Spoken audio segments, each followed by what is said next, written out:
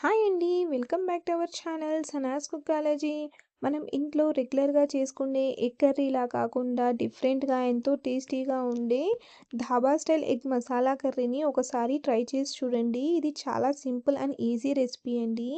ఈ స్టైల్‌లో మీరు ఈ ఎగ్ మసాలా కర్రీని ప్రిపేర్ చేసి మళ్ళీ మళ్ళీ ఇదే స్టైల్‌లో ప్రిపేర్ చేసుకొని తింటారండి. అంత బావుంటుంది దీని టేస్ట్ అనేది. ఇది చాలా సింపుల్ అండ్ ఈజీ రెసిపీ అండి. పదండి ఇప్పుడు ఈ ఎగ్ మసాలా కర్రీని ఎలా ప్రిపేర్ చేయాలో చూసేద్దాం.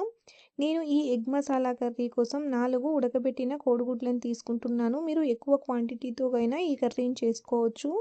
నేనైతే ఈ విధంగా రౌండ్‌గా కట్ చేసి తీసుకుంటున్నాను ఎగ్స్‌ను. మీకు ఈ విధంగా రౌండ్ షేప్‌లో కట్ చేయడం రాకపోతే మీరు 4 సైడ్స్ ఒక ఘాటు పెట్టి తీసుకోవచ్చు. ఇప్పుడు ఇందులోకి ఒక చిటికెడు ఉప్పు, ఒక చిటికెడు పసుపు, ఒక హాఫ్ టీ స్పూన్ కారపొడిని వేసుకొని ఈ పసుపు, ఉప్పు, కారం అనేది ఎగ్స్‌కి బాగా పట్టించాలండి. చూడండి ఈ విధంగా బాగా మిక్స్ చేసుకొని ఎగ్స్‌ని పక్కన పెట్టుకోవాలి.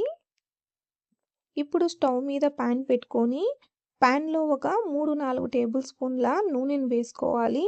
నూనె బాగా వేడయ్యాక మనం మిక్స్ చేసి పెట్టుకున్న ఎగ్స్‌ని వేయాలి. ఎగ్స్‌ని వేసిన వెంటనే మనం మిక్స్ చేసుకుంటూ ఫ్రై చేసుకోవాలి. ఎగ్స్‌ని వేసి అలాగే వదిలేస్తే ఇవి పాన్‌కి అంటుకుపోతాయండి. కాబట్టి ఈ విధంగా ఫ్రై చేసుకోవాలి మిక్స్ చేస్తూ.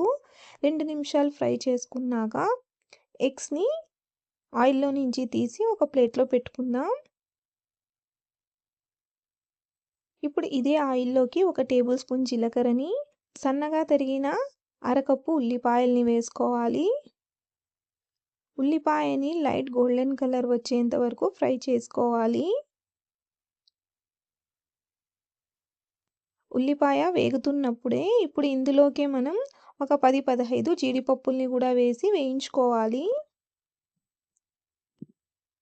చూడండి మన ఉల్లిపాయ అనేది లైట్ గోల్డెన్ కలర్ వచ్చేసింది. ఇప్పుడు ఇందులోకి ఒక టేబుల్ స్పూన్ అల్లం వెల్లుల్లి పేస్ట్‌ని వేసి పచ్చివాసన పోయేంత వరకు బాగా ఫ్రై చేసుకోవాలి.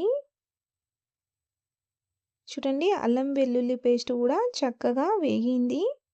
ఇప్పుడు ఇందులోకి ఒక 2 రెమ్మల కరివేపాకు, ఒక పావు టీ స్పూన్ పసుపు, ఒక టేబుల్ స్పూన్ కారప్పొడి, ఒక హాఫ్ టీ స్పూన్ జీలకర్ర పొడి, ఒక హాఫ్ టీ స్పూన్ ధనియాల పొడిని వేసుకొని మంటని లో ఫ్లేమ్‌లో పెట్టుకొని ఈ పొళ్ళని ఒక నిమిషం పాటు లో ఫ్లేమ్‌లో బాగా వేయించుకోవాలి. హై ఫ్లేమ్‌లో అస్సలు వేయించకండి. హై ఫ్లేమ్‌లో వేయిస్తే ఇవి మాడిపోతాయి.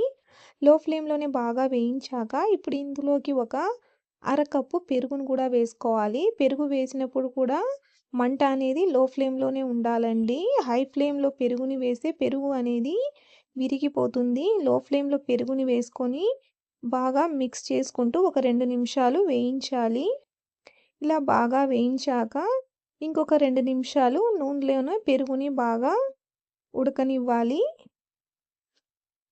2 నిమిషాల తర్వాత చూడండి పెరుగు అనేది చక్కగా కుక్ అయింది. ఆయిల్ కూడా చక్కగా ఫ్లోట్ అవుతోంది పైన. ఇప్పుడు ఇందులోకి మనం ఒక 2 టమోటాలని గ్రైండ్ చేసి వేసుకోవాలి.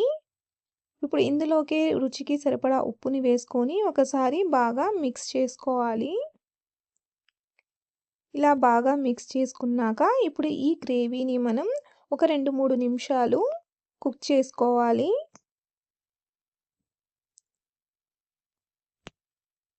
3 నిమిషాల తర్వాత చూడండి ఆయిల్ అనేది పైకి తేలింది. అలాగే మన గ్రేవీ కూడా చక్కగా కుక్ అయింది. ఇప్పుడు ఇందులోకి మనం ఒక 2, 3 పచ్చిమిర్చిని కూడా కట్ చేసి వేసుకోవాలి. పచ్చిమిర్చి వేసి ఒకసారి మిక్స్ చేసుకున్నాక ఇంకొక 2 నిమిషాలు ఈ గ్రేవీని పచ్చిమిర్చితో పాటు ఉడికించుకోవాలి.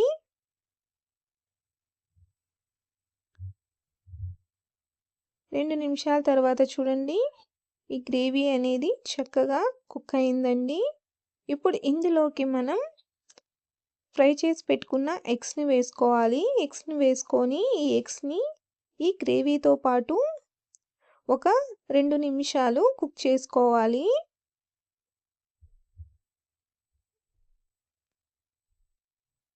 ఇలా కుక్ చేయడం వల్ల ఎగ్స్‌కి ఈ మసాలాలనేటివి చక్కగా పడతాయండి. 2 నిమిషాల తర్వాత చూడండి ఎగ్స్ అనేటివి ఈ గ్రేవీతో పాటు చక్కగా కుక్ అయ్యాయి.